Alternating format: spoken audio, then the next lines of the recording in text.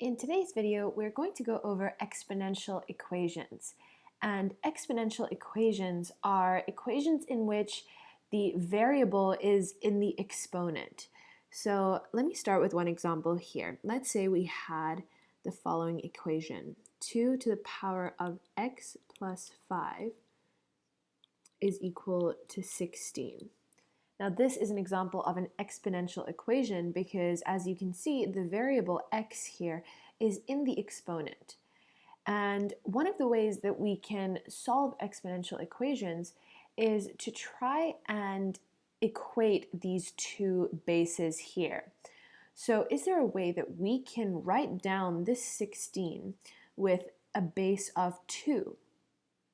Well, we know that 16 is the same thing as 2 to the power of 4. So another way that we can write down 16 is by expressing it as 2 to the power of 4. So let's see what would happen if we did that. So we have 2 to the power of x plus 5, and we set that equal to, well, now we're going to express our 16 as 2 to the power of 4. And now what we can recognize is that since we have the same base here, another way of writing down this equation is to say that x plus 5 is going to be equal to 4. Because if we have the same base here and we're equating this side and this side, that means that for this side to be equal to this side, x plus 5 has to be equal to 4. And now we can solve this like any other equation by just moving this, this constant to the other side. So then it's going to become a negative. So we're going to have x is equal to 4 minus 5. And 4 minus 5 is equal to negative 1. So x is equal to negative 1. Let's go over another example. Let's say we have 8 to the power of x is equal to 1. Now when we first look at this, there isn't any simple way to equate these bases here. But one thing that we can remember from our laws of exponents is that anything that is raised to the power of 0 is going to be equal to 1.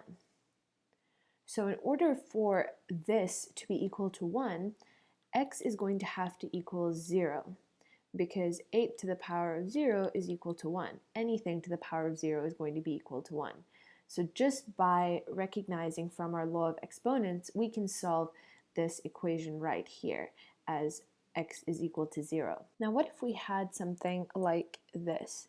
Let's say we had 256 is equal to 4 to the power of x minus 5. Now let's try to go back to our method of writing this down in a way that we're equating two bases. And then we can just write down our exponent as its own equation, but in a linear way instead of having it in the exponent here. So is there a way to express these numbers in such a way that they are going to have the same base? Well, one thing that we know is that 256 is the same thing as 2 to the power of 8. And if you put that into your calculator, you'll see that 2 to the power of 8 is equal to 256. So we know that 256 is the same thing as 2 to the power of 8. And we also know that 4 can easily be written as 2 to the power of 2. And if we have 4 to the power of x minus 5, that's the same thing as 2 to the power of 2 all to the power of x minus 5. This is just the same way of writing down this equation here. And we have to further simplify this as 2 to the 2x minus 10. And again, you can recall from our video on exponent laws that when we have a bracket like this and we have an exponent raised to an exponent, we're going to multiply it out. And now we have this equation written in a format where we have the same base of 2. So we can rewrite this by equating these exponents here. So we're going to have 8 and set that equal to 2x minus 10. And now we can solve this just like any other equation. We can move our negative 10 to this side of the equation, and it's going to become plus 10. So we're going to have 8 plus 10, which is 18. Set that equal to 2x. Now to isolate this x, we have to divide both sides by 2, and that is going to give us 9 equal to x. So in this case, our x is equal to 9. Now let's look at another example. Let's say we have 2 to the power of x plus 4 multiplied by 2 to the power of x plus 1. And let's set that equal to 144. Now, one of the things that we can do here is we can express this in a form where we actually use our exponent laws and work backwards. And we can express that as 2 to the power of x multiplied by 2. Because again, if we used our exponent laws to solve just this part in the brackets here, we would notice that we have the same base, so we would write down our base of 2 and add our exponents, which would be 2 to the power of x plus 1, because this has an exponent of 1 here. You can just write that down for simplicity's sake. But this is just another way of expressing this while working backwards from our exponent laws. And now what we can do is we can factor out our 2 to the power of x here. And if we factor out our 2 to the power of x, we're going to be left with 1 plus 4 times 2. Just because if we factor out that 2 to the x, this becomes a 1. We have our plus 4, and we're multiplying by 2. And you can confirm that we've factored this out correctly. If you expand this out, you're going to get exactly the same thing that we have here. And we're going to set that equal to 144. And now we can solve what we have in the brackets. So 4 times 2 is 8, plus 1 is 9. Set that equal to 144 again. And if we want to now just isolate this part with the variable 2 to the power of x on this side, we can divide both sides of the equation by 9. And that is going to give us 2 to the power of x equal to, so 144 divided by 9 is equal to 16. And now we can do what we have been doing in our previous examples. Let's try to convert this number into a form where it's 2 to the power of something so that we have the same base. So we know, let's just give ourselves a little bit more space here. We know that 16 is equal to 2 to the power of 4. So now we have 2 to the power of x is equal to 2 to the power of 4, which is exactly the same thing as 2 to the power of x is equal to 16, what we had here. But now since we have the same base, we can just equate the exponent side, and we know that our x has to be equal to 4. Now let's go over a different example where we use a slightly different method than what we have been using.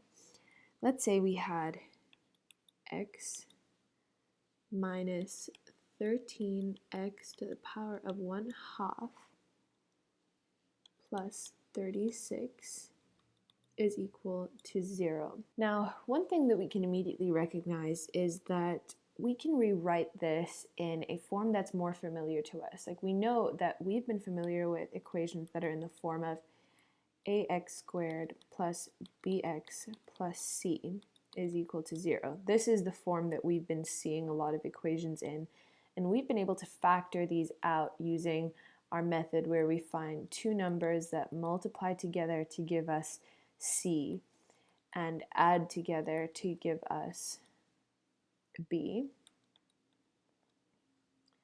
So let's try to put this equation into a form that resembles this right here.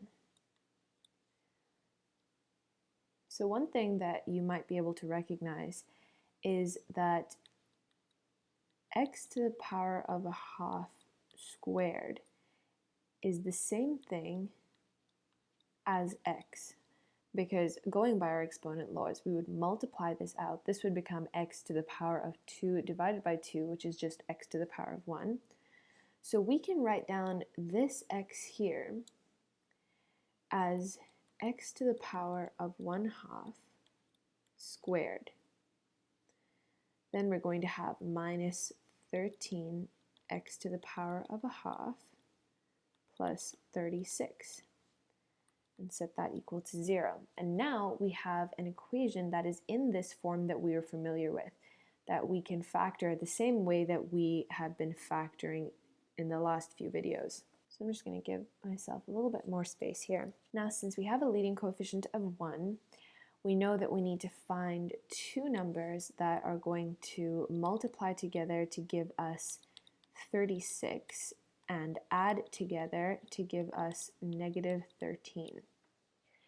So let's try and find the factors of 36. We know that we have 1 and 36, because 1 times 36 is going to be 36.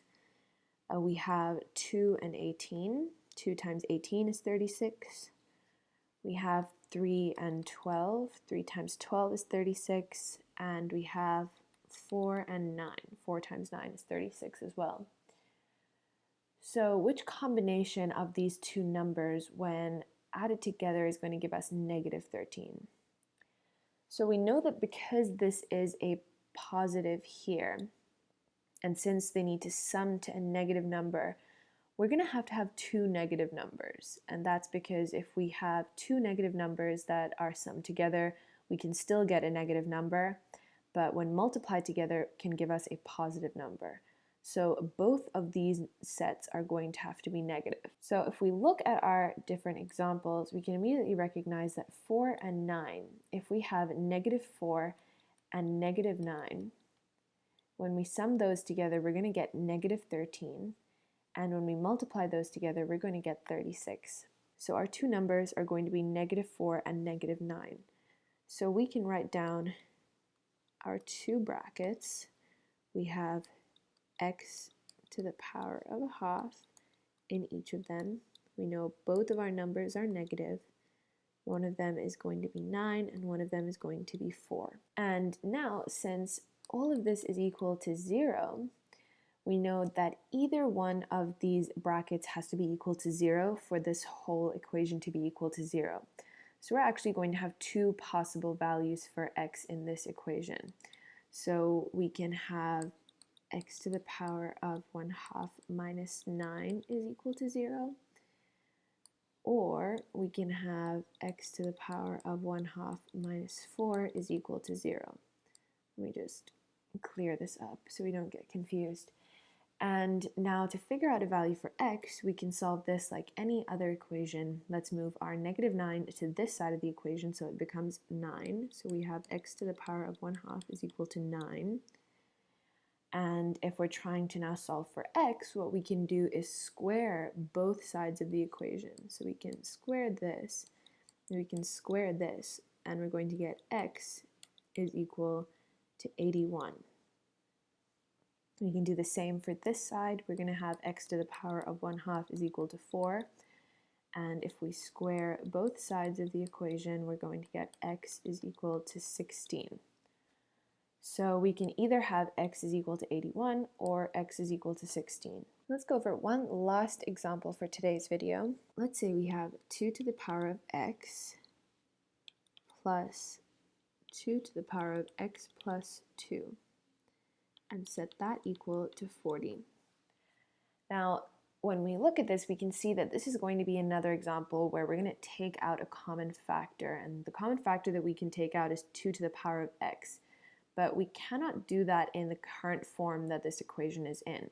And that's because this is not 2 to the power of x, this is 2 to the power of x plus 2.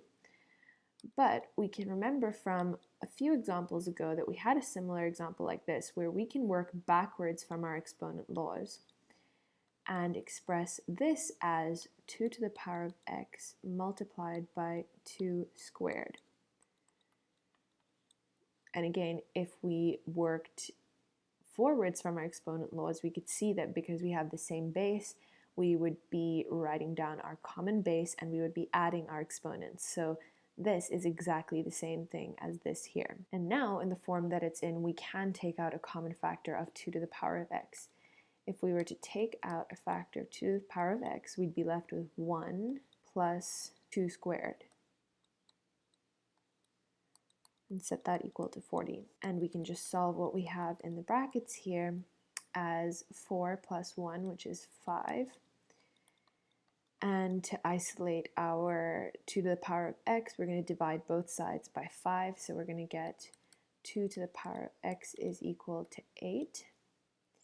And now we can write down this as something that has the form where both have a base of 2. So we can write down 2 to the power of x is equal to 2 to the power of 3, because 8 is just 2 to the power of 3. And now we can see that to make this equal, x is equal to 3.